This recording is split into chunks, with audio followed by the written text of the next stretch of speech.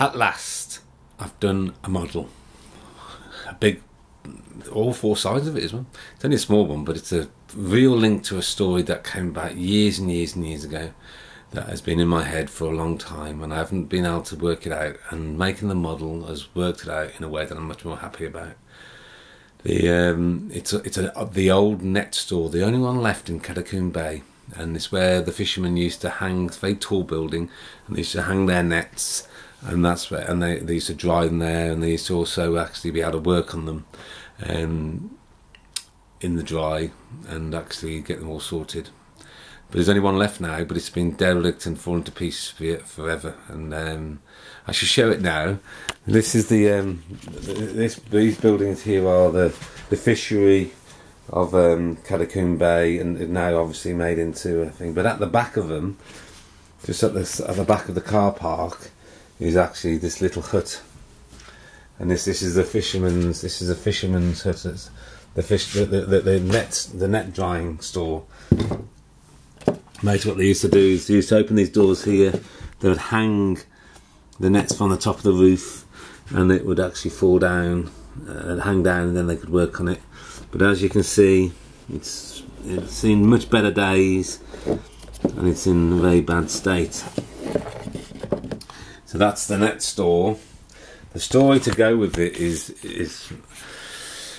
the blackest probably one, but it's not as black as it could have been, because I just couldn't get my head round doing it as black as I was going to do it. I didn't enjoy it. It was nice. So it's basically a man in his 40s who has been loved deeply by his parents, but put upon quite badly as an adult, as a child at school and as an adult. And his one love was true crimes. He was watched the television programs, and once he got into the internet, he was watching them and things. And then years ago, he thought, I could be a mass murderer. I could do this. And over years, he's actually built a plan. And tonight's the night that he's going to do his first murder. Because if he only does one, he's just a murderer. But he can do a number of them, then he can be a mass murderer, and then he'll be remembered. And basically, he's actually used the old net store that belongs to his dad, and it's just been there for years untouched.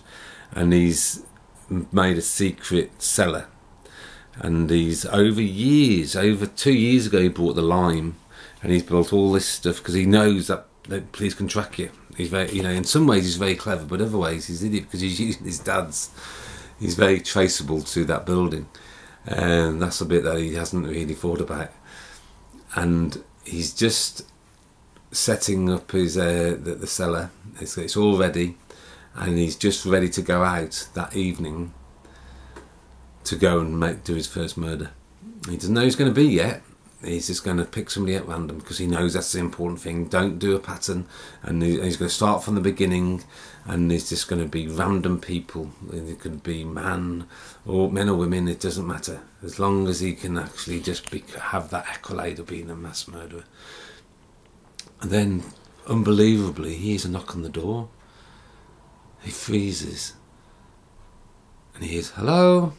Is anybody in there? Hello? Anybody in there?"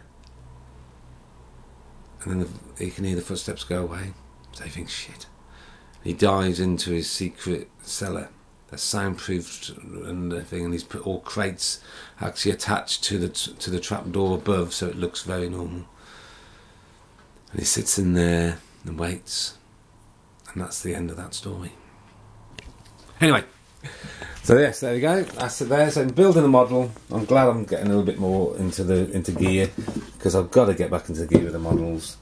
Now that autumn's like yesterday, I was able to do 2 hours on that actually at the shop. So felt a bit guilty, but Anyway, so there it is. We're slightly more back in gear. So I'm waffling now, and it's time to say goodbye.